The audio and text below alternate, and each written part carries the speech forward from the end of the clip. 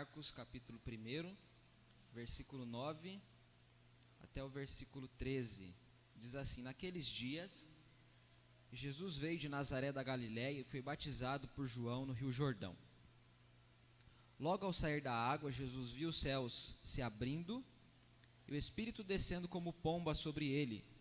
Então veio uma voz dos céus que dizia: Tu és o meu filho amado, em ti me agrado.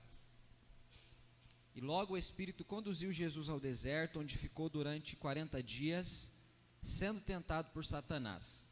Estava com as feras e os anjos o serviam. Que o Senhor possa falar ao nosso coração. Amém, irmãos?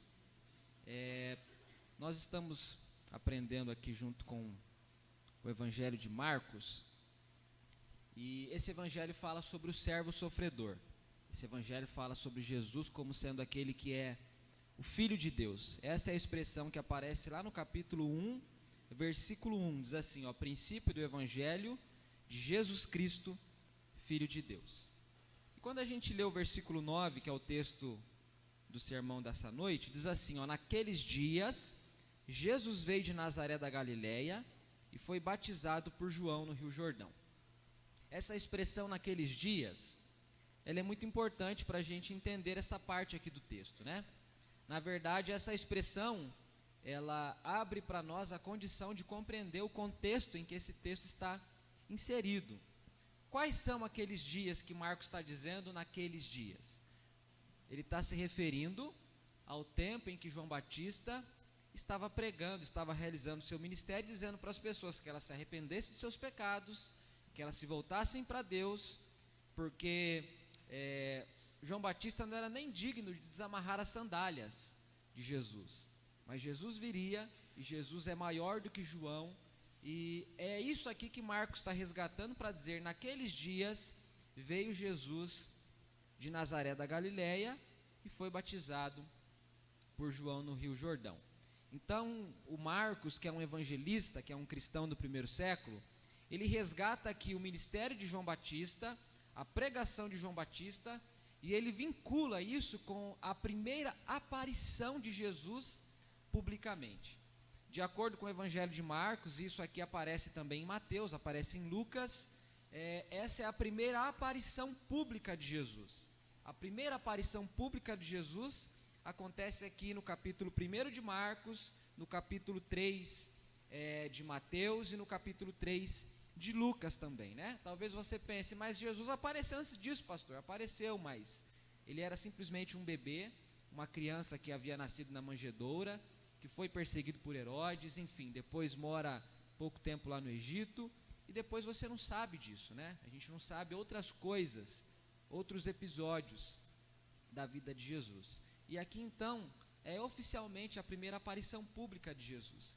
E esse texto tem pelo menos duas coisas que eu acho que são fundamentais, que precisam ser ressaltadas.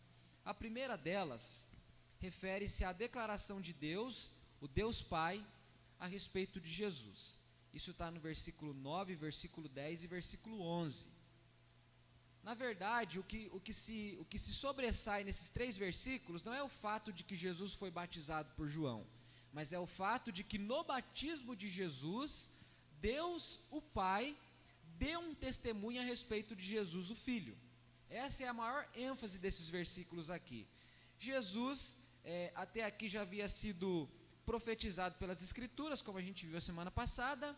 Malaquias falou de Jesus, Isaías falou de Jesus. Eles apontaram para o precursor que prepararia o caminho para Jesus vir, que é João Batista. O próprio João Batista dá o seu testemunho a respeito de Jesus, e agora aparece um testemunho que é maior do que o testemunho dos profetas e maior do que o testemunho de João Batista. Jesus foi até João, na região do Rio Jordão, para ser batizado por ele. O livro de Marcos não explica, mas Mateus diz que João ficou resistente a batizar Jesus. Ele diz para Jesus: eu é que preciso ser batizado por você, e você vem a mim para que eu o batize? E Jesus diz para ele assim: João, deixe que seja assim, porque assim convém que seja, para que se cumpra a justiça. Na verdade, João Batista é um camarada que recebe um privilégio muito grande. O próprio Jesus diz que ele, João Batista, é o maior dos homens nascido de mulher, uma expressão um tanto curiosa nas Escrituras.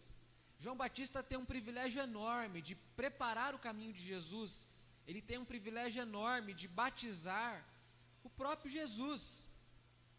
E a grande pergunta que talvez venha à sua mente seja: por que Jesus foi batizado? Ele não tinha pecado, ele não era imperfeito, ele não era frágil, ele não era limitado, ele não tinha uma natureza fraca, pecadora, pecaminosa. Por que ele se batiza? Já que o testemunho que João está dizendo, já que o batismo que João, melhor dizendo, está pregando, é um batismo de arrependimento. Só se arrepende quem peca. Eu preciso me arrepender, você precisa, mas Cristo não precisava. Por que então Cristo se submete ao batismo? E a melhor resposta que a gente pode encontrar, olhando para as Escrituras de forma ampla, é que ele está assumindo publicamente o seu ministério, e desde o começo em que ele assume o seu ministério, ele de fato assume o nosso lugar. Ele levaria os nossos pecados, ele carregaria a sentença, o escrito de dívida contra nós. Ele seria feito maldito no nosso lugar. E a melhor forma da Bíblia e do próprio Cristo mostrar que isso é a missão maior, é a missão que ele veio para realizar, é desde o início do ministério, assumindo até mesmo no batismo o nosso lugar. Ele não precisava ser purificado de pecado algum, mas ele levaria os nossos pecados. Então ele se identifica com o ser humano nesse sentido, e ele faz aquilo que os seus seguidores, aquilo que os seus servos, aquilo que os seus discípulos fariam por muitos séculos à frente, depois dessa história. Então João Batista fica um tanto relutante para batizar Jesus. Jesus diz para ele que deveria ser daquele jeito. Na verdade, Jesus de algum modo honra João Batista quando concede a João Batista a oportunidade de batizá-lo. João Batista é um tanto honrado com essa ação de Jesus. E depois, enquanto o batismo acontece, o versículo 10 diz: logo ao sair da água, Jesus viu os céus se abrindo e o Espírito descendo como pomba sobre ele.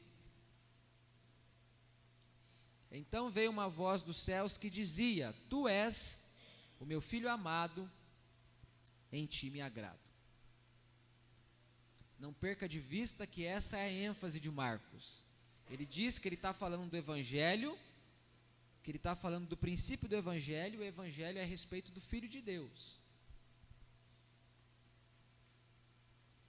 Aqui o próprio Deus expressa publicamente quem é o próprio Jesus Cristo. Aqui nós temos o testemunho do próprio Deus, o Pai, a respeito do Deus Filho.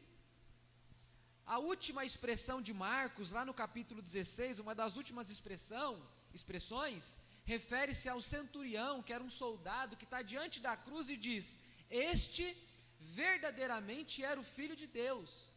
Marcos escreve para deixar isso completamente claro para todos os seus leitores. Ele está escrevendo para falar de Jesus, ele está deixando claro que Jesus não é um homem qualquer. Jesus não é um profeta, tal como os apóstolos responderam para ele no capítulo 16 de Mateus. Quem os homens dizem que eu sou? Ah, Senhor, dizem que você é Jeremias, que você é Isaías, que você é João Batista, ou que você é qualquer outro dos profetas. E vocês, quem vocês dizem que eu sou? E Pedro toma a frente e diz: tu és o Cristo, o Filho do Deus vivo. Mas antes que houvesse qualquer outro testemunho no Evangelho de Marcos, o próprio Deus é quem oferece esse testemunho a respeito do seu próprio Filho. E aqui Deus, de forma sábia, deixa para nós coisas maravilhosas, muito claras. Porque aqui você tem o Deus Trino presente no início do ministério de Jesus. Você tem o Filho encarnado que está sendo batizado. Você tem a voz dos céus, que é a voz do Deus Pai, dizendo: esse é meu Filho amado. E você tem o Espírito Santo que desce em forma de pomba, e Jesus o vê descendo dos céus. E aqui a gente tem essa ponte, né? Essa ligação. Nós não podemos perder de vista que a gente está falando do primeiro evangelho a ser escrito e a ser dado às igrejas primitivas. Deus está deixando muito claro que aquilo que foi prometido por séculos, por muitos homens, aquela obra maravilhosa era a obra do Deus Trino. O Pai está envolvido nisso, o Filho está envolvido nisso, o Espírito está envolvido nisso. E Marcos faz questão de ressaltar isso.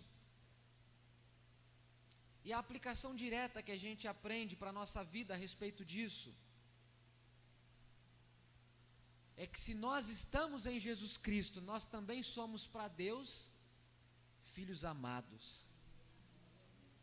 Fora de Jesus, só nos resta a ira de Deus.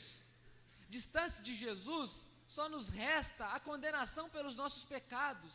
Distante de Jesus, não há amor que o Pai possa demonstrar por nós, porque os nossos pecados, as nossas transgressões, nos afastam dele, nos separam dele. Nós ouvimos isso o tempo todo, Deus falou conosco isso agora há pouco.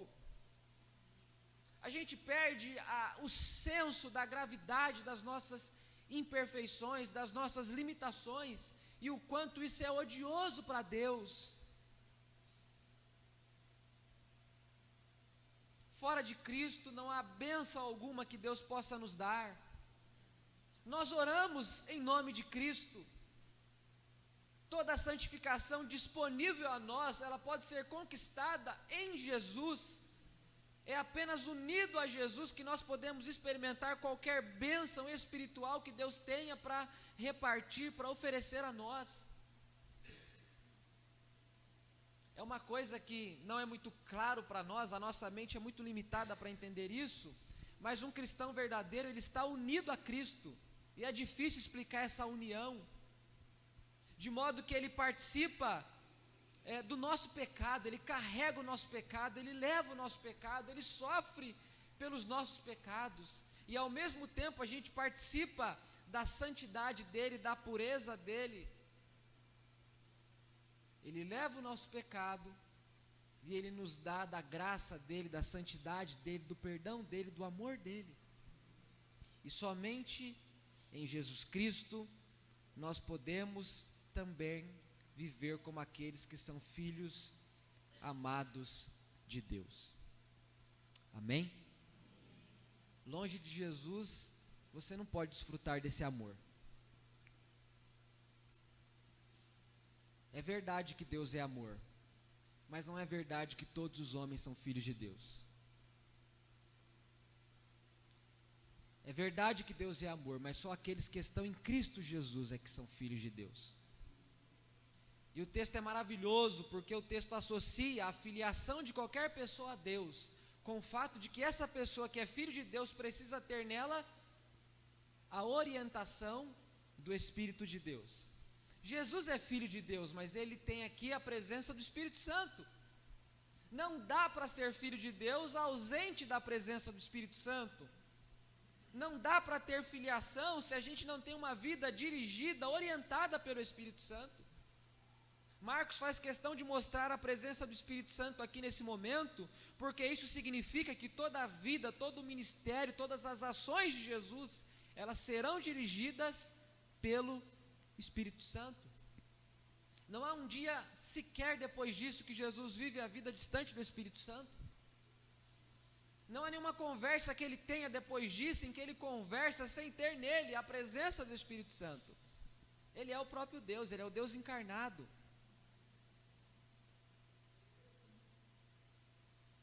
O ministério dele só pode ser realizado por causa da presença do Espírito Santo. O evangelista Lucas, no capítulo 4, versículo 1, se você quiser me acompanhar, diz assim, Jesus, cheio do Espírito Santo, voltou do Jordão e foi guiado pelo mesmo Espírito no deserto. Lucas diz que Jesus estava cheio do Espírito Santo. E a ideia de estar cheio do Espírito Santo na Bíblia tem a ver com estar sendo conduzido pelo Espírito. Aquele que é cheio do Espírito é aquele que não vive a vida de acordo com a sua vontade, mas com a vontade do Espírito Santo. Ser cheio do Espírito Santo é ser orientado pelo Espírito Santo, é ser conduzido pelo Espírito Santo. é agir a partir da presença do Espírito Santo, é tomar decisões a partir da presença do Espírito Santo, é viver a vida nessa perspectiva, e Jesus vive a sua vida assim. Somente em Cristo, irmãos, para Deus nós somos filhos amados. É por isso que é tão grave quando a gente se afasta de Jesus. É por isso que as coisas complicam muito quando a gente se afasta de Jesus. Quando a gente se afasta de Jesus, tudo que a gente pode experimentar é a consequência de uma vida vazia, vazia de tudo, vazia da presença de Deus, vazia da comunhão com Deus, vazia do consolo que Deus provê àqueles que estão firmados nele, vazios de qualquer coisa que seja verdadeira e que traga alegria verdadeira. Afastados de Jesus, distantes de Jesus, não nos resta esperança alguma. Esse texto mostra, sobretudo, que Jesus é o Filho amado de Deus, aquele em quem Deus tem prazer, aquele em quem Deus tem alegria. Mas esse texto foi escrito para falar desse evangelho, que é o evangelho de Deus. E só estando em Jesus nós podemos nos tornar também filhos amados de Deus. A linguagem de Paulo é que em Cristo nós somos por Deus adotados. Cristo é o Filho unigênito do Pai, e nós somos filhos adotivos. Ele nos aceita, Ele nos acolhe, Ele nos reúne somente em Jesus Cristo. Amém? Então essa é a primeira coisa que o texto mostra para nós. O testemunho que o próprio Deus Pai dá a respeito do Deus Filho. A segunda coisa fala sobre a tentação de Jesus. Jesus é Deus homem, isso está expresso no versículo 12 e no versículo 13. Tudo o que concerne a Jesus é maravilhoso, é simples, mas também, muitas vezes, não dá para a gente explicar de forma racional. Há mistérios profundos que envolvem a pessoa de Jesus, profundos no sentido da gente conseguir descobri-los. Nós entendemos a partir da revelação e cremos neles. Deus Filho é tanto homem quanto Deus. O texto aqui diz que Jesus ele é conduzido pelo Espírito ao deserto, onde ele fica 40 dias, e lá ele foi tentado por Satanás. Nós não podemos perder de vista o que esse texto aqui evoca naturalmente. Naturalmente esse texto aqui faz a gente se lembrar do capítulo 3 de Gênesis, onde o homem foi criado por Deus, onde o homem foi advertido por Deus de que ele tinha liberdade, mas a liberdade dele tinha limites, e ele rompe com esses limites que Deus estabelece para ele, e ele peca. O primeiro homem, que é o representante de todos os homens, foi tentado e cedeu à tentação, tornando-se pecador. De lá para cá todos os homens nascem pecadores. Esse é o primeiro Adão, de modo que a ação dele é a sua ação, é a minha ação, é a nossa ação. Todos os homens agora nascem pecadores, não são inocentes, estão cativos ao pecado, são escravos do pecado, são escravos do diabo, estão separados de Deus, distantes de Deus, sem a comunhão de Deus.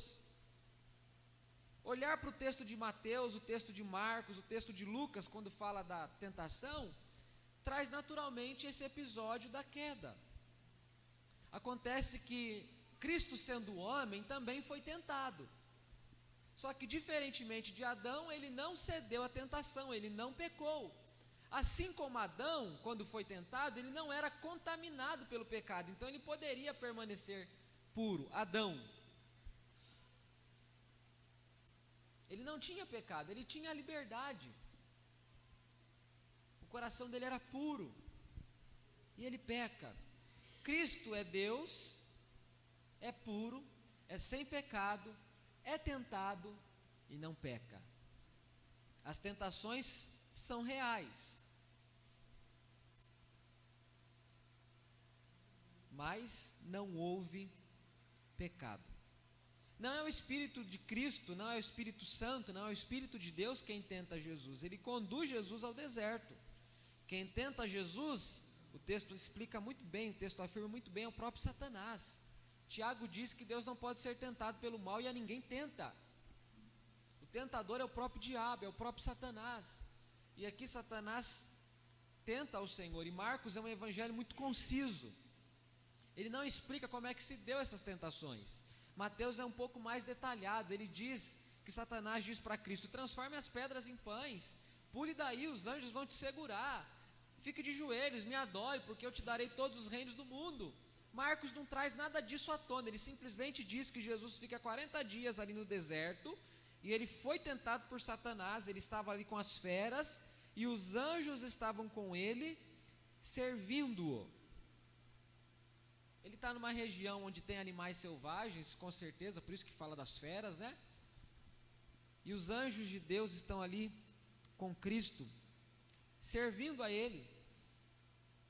Ele se abstém do alimento, ele fica 40 dias sem fazer refeições.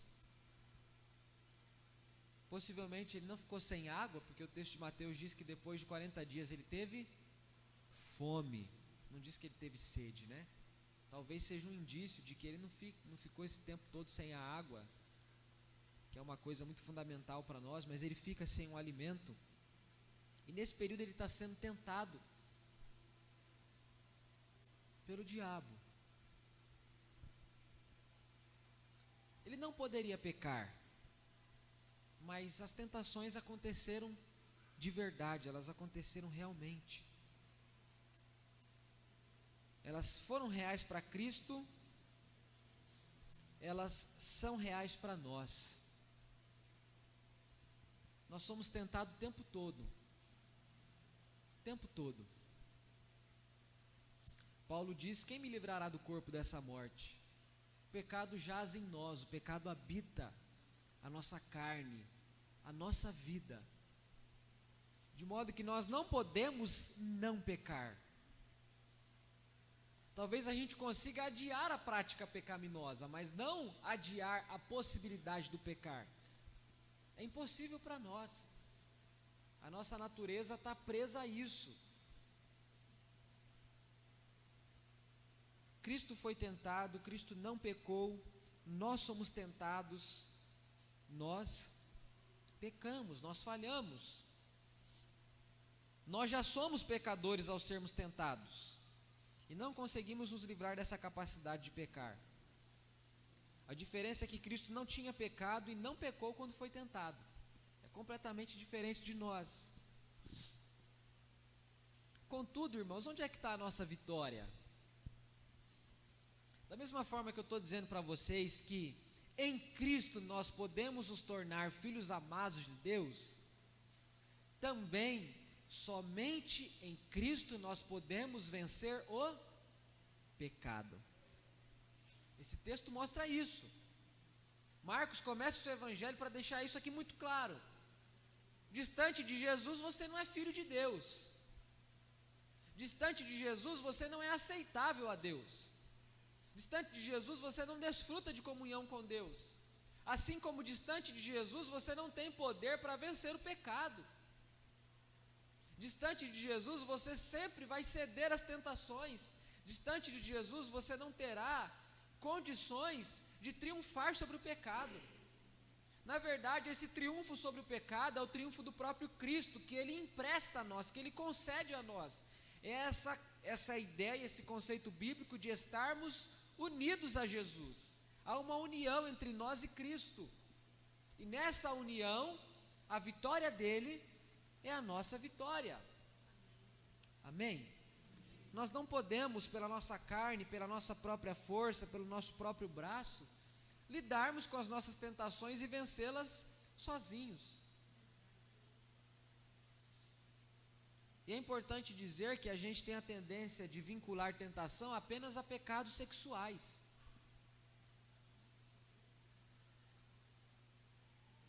E são pecados. Aquilo que o Evangelho diz que é pecado, é pecado. Uma vez eu li um texto de um pastor que viveu no século XVIII, e esse pastor dizia que pecado é fazer menos do que Deus deseja. E essa frase ficou na minha cabeça. Pecado é fazer menos do que Deus deseja. É simples você perceber quando é que você peca. É só você pensar se você fez menos do que Deus deseja. Eu acho que você sempre vai dizer que você faz menos do que Deus deseja. Sempre. A gente já sabe o que Deus deseja de nós. Se eu tiver desavença com alguém, eu já sei o que Deus deseja de mim. Se eu tiver desavença com a minha esposa, com os meus pais, com os meus filhos, com meu irmão, eu já sei o que Deus deseja de mim numa situação dessa. Eu sempre sei o que Deus deseja de mim, em tudo, o tempo todo, para todas as coisas. Quando é que eu peco? Quando eu faço menos do que Deus deseja. Sempre. Se eu fiz menos do que Deus deseja, eu fui além. Eu não posso ir além. Esse texto aqui está mostrando que em Jesus, somente em Jesus se encontra o poder para nós vencermos o pecado. Amém, irmãos? Isso não isenta você nem a mim de lutar contra as tentações, porque você tem uma mente tão limitada como a minha, que talvez você me escute falando isso e você pense porque é em Jesus que você vence, que você não precisa resistir, que porque é em Jesus que você vence, você não precisa fazer mais nada. Não é assim. O fato de que a gente vence nele não significa que a gente vai cruzar os braços e não fazer nada. É nosso papel resistir, é nosso papel lutar contra. É nosso papel, é nossa função, é nosso dever nos separarmos para Deus. O poder para viver uma vida santa está em Jesus, mas a atitude para relutar contra o pecado é uma coisa que cabe a nós, mas com o poder que está disponível nele. Por isso, separado dele não tem santificação alguma, distante dele não há esperança alguma, mas nele está a fonte da santificação, o que não nos isenta de lutarmos pela nossa santificação, lutarmos para vencer o pecado, para vencer as tentações. Então, em Cristo nós somos filhos amados, e em Cristo nós somos vitoriosos sobre o pecado e sobre Satanás. Nós lutamos contra o mundo, contra o pecado e contra o diabo. O pecado habita em mim. O mundo é onde se encontram as possibilidades para eu pecar. E Satanás é aquele que sabe da minha sede para pecar, sabe que o mundo me oferece as condições de pecar, e ele é o tentador. Os três inimigos que a gente tem: o mundo, a carne e o diabo. É nossa luta, lutar contra a carne, lutar contra o mundo, lutar contra o diabo. A gente só consegue isso em Jesus. Nós estamos falando de Marcos, mas eu vou resgatar aqui o que diz Mateus. Mateus diz que Satanás tenta Jesus com as coisas do mundo. É o alimento, é o poder e é a visibilidade. É as coisas que ele utiliza para tentar Jesus. Todos vão te ver, transforma as pedras em pães, pule daí, vai ser um show, vai ser uma coisa maravilhosa. Me adore porque eu te dou grandeza, eu te dou os reinos do mundo. As tentações que Satanás utiliza para aplicar a Jesus, ele resgata, ele retira do mundo. A diferença é que Jesus não tem natureza pecaminosa, então ele não cede. Ele é Deus, ele não peca. Mas tudo aquilo acontece para nós, e a nossa vitória está em Jesus. Amém?